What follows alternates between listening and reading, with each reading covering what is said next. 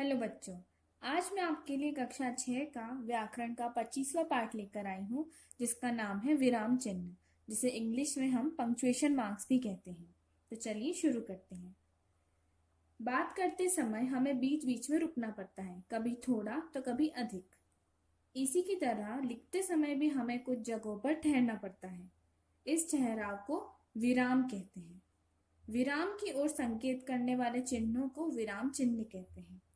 विराम चिन्ह की हिंदी भाषा में एक अलग ही भूमिका होती है। जैसे अगर हम किसी से कुछ कह रहे हैं, जैसे हमने किससे कहा कि हमें एक गिलास पानी दे दीजिए और ये बुक भी उधर रख दीजिए, तो हमें थोड़ा सा पॉज बीच में लेना पड़ता है। उसी पॉज को हिंदी में विराम कहा जाता है। लिखते समय इसे जिन चिन्हों का प्रयोग किया जाता है उनको विराम चिन्ह कहते हैं। जैसे यहाँ पर एक उदाहरण दिया हुआ है, अरे गरीब अमीर को ना देख। अगर हम इस वाक्य में विराम चिन्ह का उपयोग करें तो इसका अर्थ बदल सकता है। देखिए, पहले बार हमने यहाँ पर विस्मयादिवाचक चिन्ह का उपयोग किया है। पहले वाक्य में हमने अरे के बाद इस चिन्ह को लगाया है, तो हम इसे कुछ इस तरह से पढ़ेंगे, अरे गरीब अमीर को ना देख। इसका मतलब कि कोई आम आदमी से कहा जा रहा है कि गरीब को भी मत देखो और अमीर को भी मत देखो। दूसरे वाक्य में इसी चिन्ह को गरीब के बाद लगाया गया है, तो अब हम इसे ऐसे पढ़ेंगे, अरे गरीब अमीर को ना देख। तो यानी कि वाक्य किसी गरीब से कहा जा रहा है। अब देखिए, हमने यहाँ पर विराम चिन्ह का अलग अलग जगहों पर प्रयोग किया है, तो इससे वाक्य में पूरी तरह से परिवर्तन हो गया है। अब देखिए, हिंदी में कुछ प्रमुख चिन्ह हैं, आज हम उनके बारे में जानेंगे। पहला प्रमुख चिन्ह होता है पूर्ण विराम। पूर्ण विराम का चिन्ह ये होता है, एक डंडी होती है जो कि वाक्य पूरे होने के बाद लगाया जाता है। जब हम हिंदी में लिखते हैं तो जहां पर भी वाक्य खत्म हो रहा है तो वहां पे हम पूर्ण विराम लगाते हैं। जैसे यहाँ पे उदाहरण दिया है, वर्षा हो रही है। वर्षा हो रही है, यहाँ पे वाक्य खत्म हो गया है तो यहाँ पे पूर्ण विराम लगाया गया है। उसी तरह से आज होली है और एंड में पूर्ण विराम। दूसरा विराम चिन्ह है अल्प विराम। अल्प विराम को हम इंग्लिश में कॉमा भी कहते हैं। इसका साइन कुछ यूं होता है, जहाँ पे वाक्य के मध्य में थोड़ा रुकना पड़े वहां अल्प विराम लगाया जाता है। जहाँ पर भी वाक्य में अगर हमें थोड़ा सा छोटा सा पॉज देना है तो वहां पे हम अल्प विराम का या कॉमा का यूज करते हैं। फर्स्ट है, हमें पाप से डरना चाहिए, पापी से नहीं। यहाँ पे देखिए, हम चाहिए के बाद थोड़ा रुके हैं, उसके बाद हमने आगे का वाक्य शुरू करा। दूसरा है, हाँ हम कल चलेंगे। अल्प विराम जहां है वहां पे हम थोड़ा सा पॉज लेंगे। मैंने केले, संतरे और अमरूद खाए। तो देखा आपने अल्प विराम का कैसा यूज होता है। थर्ड है प्रश्नवाचक चिन्ह। प्रश्नवाचक चिन्ह तो आप भली भांति परिचित हैं इससे। प्रश्नवाचक चिन्ह को इंग्लिश में क्वेश्चन मार्क कहते हैं। प्रश्न पूछने के लिए इस चिन्ह का प्रयोग किया जाता है। हम किसी से कुछ भी क्वेश्चन पूछते हैं तो हम इस चिन्ह का प्रयोग करते हैं। जैसे यहाँ पर लिखा है, आप क्या खाएंगे।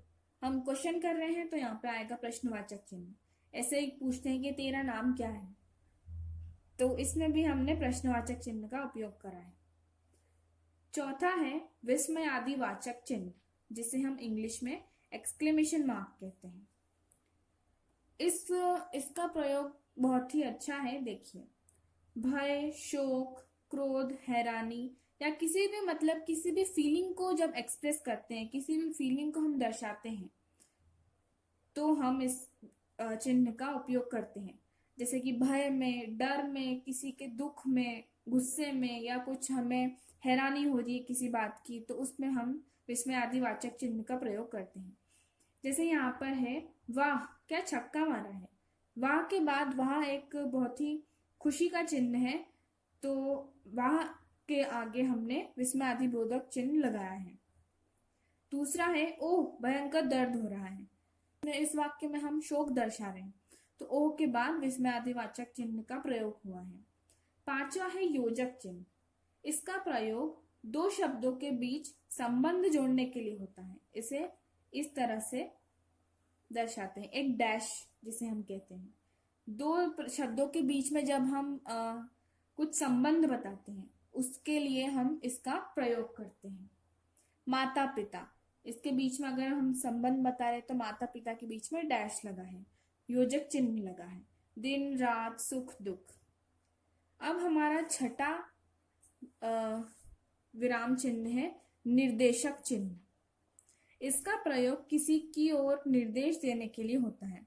किसी भी चीज का अगर हम निर्देश दे रहे हैं तो उसके लिए निर्देशक चिन्ह का उपयोग होता है। अब देखिए, जो योजक चिन्ह है और निर्देशक चिन्ह है ये थोड़े थोड़े सिमिलर होते हैं, एक जैसे होते हैं। जो योजक चिन्ह होता है वो थोड़ा छोटा होता है। देखिए मैं यहाँ पे बताती हूँ, योजक चिन्ह का साइन थोड़ा सा छोटा होता है, जबकि जो निर्देशक चिन्ह होता है उसका साइन थोड़ा लंबा होता है। ठीक है, तो निर्देशक चिन्ह को हम थोड़ा सा लंबा बताएंगे। इसका प्रयोग कब होता है? जब हम किसी को निर्देश दे रहे हैं। इसके नाम से ही साफ पता चलता है। यहाँ पर उदाहरण के लिए है, बाबा ने कहा हम काला धन देश में लाकर रहेंगे। बाबा ने कहा है कि हम काला धन देश में लाकर रहेंगे, तो उन्होंने कहा है, क्या कहा है वो बताने के लिए हमने निर्देशक चिन्ह का उपयोग करा है। छठा है उद्धरण चिन्ह, जिसे हम इंग्लिश में इन्वर्टेड कॉमास भी कहते हैं। इन्वर्टेड कॉमास इस टाइप से लगाए जाते हैं, मतलब कि अगर किसी ने कुछ वाक्य कहा है तो उसने जैसा कहा है वैसा का वैसा बोलने के लिए हम इसका उपयोग करते हैं। जब जहां से वो वाक्य शुरू हो रहा है, जहां पर वो वाक्य खत्म हो रहा है, वहां पर। जैसे हम यहाँ पे देखते हैं उदाहरण में, गांधी जी ने कहा सत्य के लिए संघर्ष करो।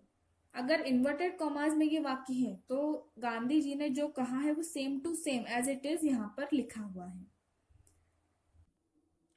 हमारा आखिरी विराम चिन्ह है लाघव चिन्ह। किसी भी शब्द को अगर हमें छोटा करके लिखना है तो हम उसके बाद लाघव चिन्ह का उपयोग करते हैं। इसे हम इस तरह से दिखाते हैं। जैसे आपने बहुत सारी जगहों पे देखा होगा कि डॉक्टर को संक्षिप्त में इसे लिखा जाता है, डॉ करके आगे लाघव चिन्ह लगा दिया जाता है, इसका मतलब डॉक्टर होता है। यहाँ पे दूसरा उदाहरण आप देख सकते हैं, क्रम संख्या को इन्होंने किस प्रकार छोटा करके लिखा है। तो यहाँ हमारे विराम चिन्ह खत्म होते हैं। अब मैं आपको कुछ एक्सरसाइज बता देती हूँ इसकी। देखिए, पहला प्रश्न है, विराम चिन्ह किसे कहते हैं? विराम चिन्ह क्या होते हैं? मैंने आपको बताया, जो विराम चिन्ह वो होते हैं जो कि किसी विराम की ओर संकेत करते हैं। जब भी हम हिंदी भाषा में कुछ भी लिखते हैं तो हम विराम चिन्ह का उपयोग करते हैं विराम दिखाने के लिए। दूसरा प्रश्न है हमारा, निम्नलिखित विराम चिन्ह को उनके सही नाम के साथ मिलाइए। हमें विराम चिन्ह दिए हैं और इधर उनके नाम दिए हैं, हमें इन्हें मैच करना है। पहला है विस्मयवाचक चिन्ह, तो हम इसे इससे मैच कर देंगे। दूसरा आप देख सकते हैं, इसे हम अल्प विराम कहते हैं। इसे हम कहते हैं उद्धरण चिन्ह, जिसे इंग्लिश में इन्वर्टेड कॉमास कहते हैं।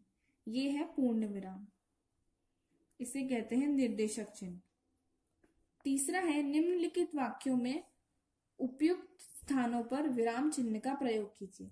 अब हमें यहाँ पर कुछ वाक्य दिए हैं, हमें इनमें विराम चिन्ह का उपयोग करना है। पहला है, हाय रे बेचारा बच्चा कुचला गया। अब देखिए, यहाँ पे हाय रे दिया हुआ है, इसका मतलब कि कुछ यहाँ पे हमें ये भी पता चल रहा है कि एक शोक की घटना है। तो ये कौन सा है? विस्मयवाचक चिन्ह। यहाँ पर आएगा विस्मयवाचक चिन्ह का चिन्ह, और यहाँ पर अंत में हम पूर्ण विराम लगाएंगे। दूसरा है, हम दिन रात लगे रहे परंतु हाथ कुछ नहीं आया। देखिए, अब हम यहाँ पे अल्प विराम लगाएंगे। अगर हम इसे ऐसे पढ़ते हैं कि हम दिन रात लगे रहे परंतु हाथ कुछ नहीं आया, हम ऐसा नहीं पढ़ेंगे। हम यहाँ पर बीच में एक छोटा सा पॉज लेंगे, इसलिए हमने यहाँ पे अल्प विराम लगाया है और अंत में पूर्ण विराम। तीसरा है, डॉक्टर मोहन तुम कितने दिनों से बीमार हो। डॉक्टर कह रहे हैं कि मोहन तुम कितने दिनों से बीमार हो, तो डॉक्टर के आगे डॉक्टर को हम इस तरह से लिख देंगे और डैश करके। देखिए, अब यहाँ पे हमें डायरेक्ट पता चल रहा है कि मोहन तुम कितने दिनों से बीमार हो, ये डॉक्टर पूछ रहे हैं। तो डैश के बाद इन्वर्टेड कॉमास में ये पूरा सेंटेंस लिखेंगे और प्रश्न चिन्ह लगाएंगे, इसे बंद करेंगे। प्रश्न चिन्ह जो है वो उद्धरण चिन्ह के अंदर है, क्योंकि अंदर प्रश्न पूछा जा रहा है। बाहर तो ये एक आम सेंटेंस है, तो इसके बाहर पूर्ण विराम आएगा। ठीक है। चौथा है, विराट ने कहा हम 6 गेंदों पर 6 छक्के ठोक सकते हैं। देखिए, इसमें भी हम उद्धरण चिन्ह का उपयोग करेंगे। विराट ने कहा, और इसमें निर्देशक चिन्ह का भी उपयोग होगा। निर्देशक विराट ने कहा के बाद हम निर्देशक चिन्ह लगाएंगे, और हम 6 गेंदों पर 6 छक्के ठोक सकते हैं, इसे हम उद्धरण चिन्ह के अंदर करेंगे और अंत में पूर्ण विराम लगाएंगे। आखिरी है, तुम फावड़ा बाल्टी हथौड़ा और रस्सी लेकर आ। ये देखिए, ये पूरा एक सेंटेंस नहीं है, यहाँ पे फावड़ा बाल्टी हथौड़ा, यहाँ पे बीच बीच में हमें अल्प विराम लगाने हैं। तुम फावड़ा बाल्टी हथौड़ा और रस्सी लेकर चलो, अंत में हम पूर्ण विराम लगाएंगे। तो यहाँ पर आपका विराम चिन्ह का चैप्टर खत्म होता है। उम्मीद है आपको पसंद आया होगा। चैनल को लाइक, शेयर और सब्सक्राइब करें।